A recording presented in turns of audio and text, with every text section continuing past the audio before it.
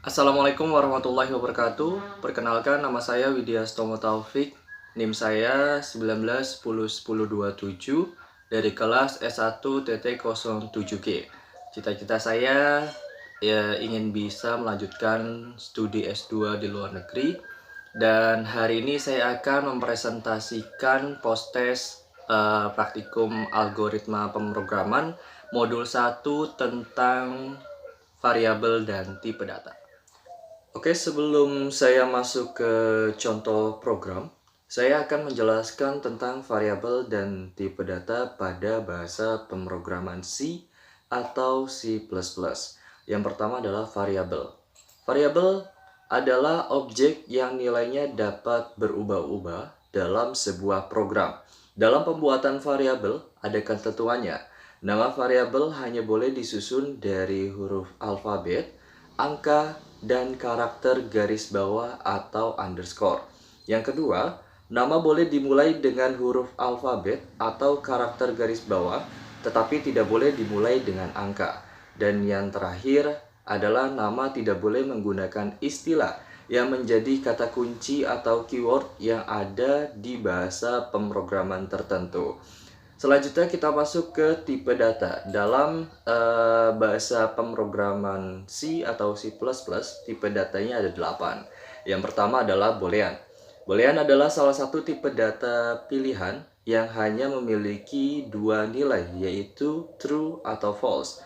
Contoh kondisi logika yang dapat menggunakan tipe data boolean adalah benar, salah, dan 0, 1. Kemudian tipe data yang kedua adalah integer.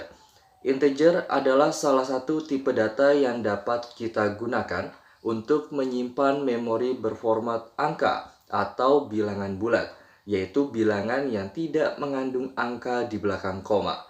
Contoh data yang dapat disimpan menggunakan tipe data integer adalah bilangan bulat seperti angka 3, 7, 9, dan seterusnya.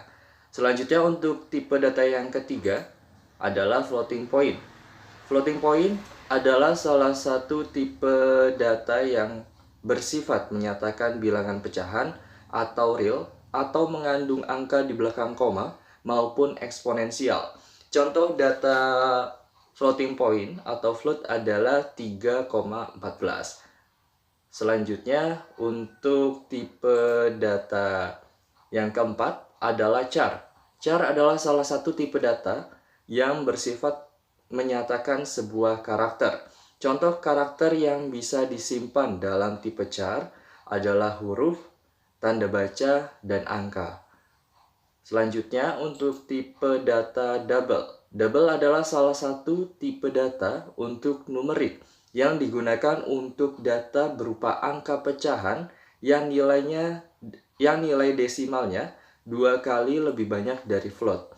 Kemudian tipe data berikutnya adalah valueless, adalah tipe data yang tidak bertipe karena mempunyai ukuran 0 bit dan biasanya digunakan untuk tipe data kosong seperti membuat fungsi. Kemudian tipe data yang ketujuh adalah white char. White char adalah salah satu tipe data yang bersifat menyatakan sebuah karakter, namun karakter yang tidak umum. Contoh karakter yang biasa disimpan dalam tipe white char adalah huruf Jepang, huruf Cina, huruf Rusia, huruf Arab, dan lain-lain. Dan yang terakhir untuk tipe data string. String adalah salah satu tipe data yang digunakan untuk merepresentasikan data yang berupa teks atau kumpulan karakter. Tipe data string biasanya juga disebut dengan array of character atau array dari tipe data char atau kumpulan dari char. Nah, untuk contoh tipe data string adalah seperti Andi, belajar C++, dan sebagainya. Dan sekarang saya akan memberikan contoh satu buah program tentang bagaimana menghitung energi potensial. Nah, nanti di sini saya akan menggunakan dua tipe data dan 4 variabel, di mana salah satu dari variabel akan saya beri nilai awal. Oke, langsung saja. Yang pertama saya buat judul dulu. Cout menghitung energi potensial. Selanjutnya kita buat Cout lagi.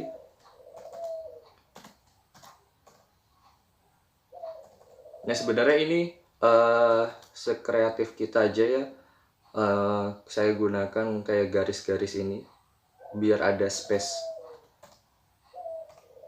Nah, setelah membuat judul, sekarang kita masukkan tipe datanya. Yang pertama saya masukkan tipe data integer untuk variabel massa dan tinggi. Kemudian saya gunakan tipe data float atau floating point, di mana nilai dari variabel gravitasi saya beri nilai tetapan yaitu 9,8, dan variabel yang terakhir adalah EP. Saya buat ini, EP adalah singkatan dari energi potensial. Nah setelah itu kita buat output, masukkan nilai massa, di mana outputan ini untuk inputan dari massa, dan kita buat outputan lagi untuk tinggi, masukkan nilai tinggi.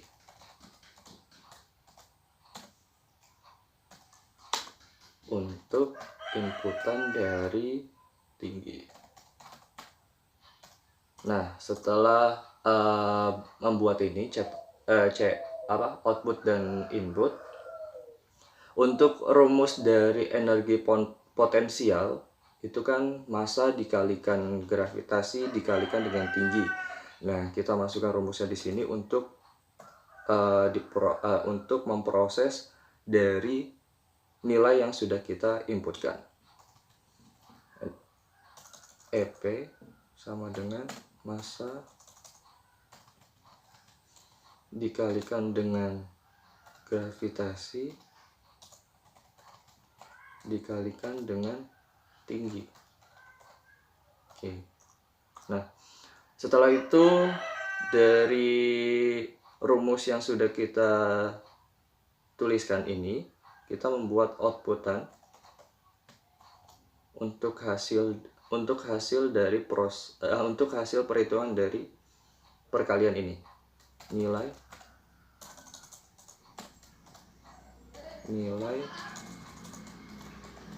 energi potensial adalah, kita beri dari output ini, untuk mengeluarkan hasilnya kita ambil kode dari EP ini.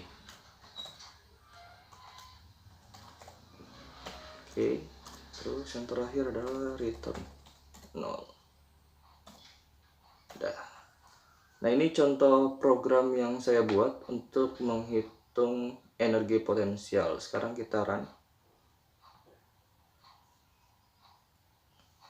Nah masukkan nilai massa, saya ambil contoh 4. Masukkan nilai tinggi, saya ambil contoh 3. Nah nilai energi potensial adalah 117,6. Kenapa ini ada 0,6? Karena tadi saya meletakkan kode EP ini atau pseudocode EP ini di tipe data float. Makanya kan float itu kan tipe data yang untuk angka di belakang koma ya. Makanya hasilnya itu ada komanya, 117,6. Nah ini untuk contoh program yang saya buat. Kemudian ini untuk flowchartnya. Nah Di sini yang berbentuk elips ini dinamakan terminator untuk memulai dan mengakhiri sebuah program. Kemudian yang berbentuk segi 6 ini, ya segi 6 disebut dengan preparation. Fungsinya untuk memberikan nilai awal pada variabel. Nah, tadi pada program yang saya buat, di mana nilai gravitasi tadi saya buat nilai awalnya yaitu 9,8. Nah, ini untuk bentuk yang jajar genjang disebut input atau output data, ya berfungsi untuk menginput dan mengoutputkan hasil.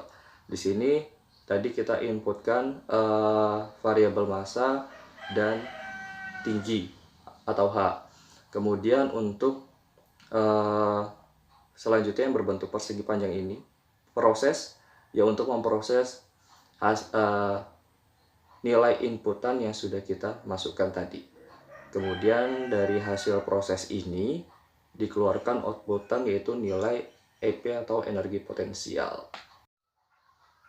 Demikian presentasi yang bisa saya berikan. Sebelum saya tutup, saya akan memberikan satu quotes, yaitu jangan pernah mengunderestimate orang yang menurut kita negatif.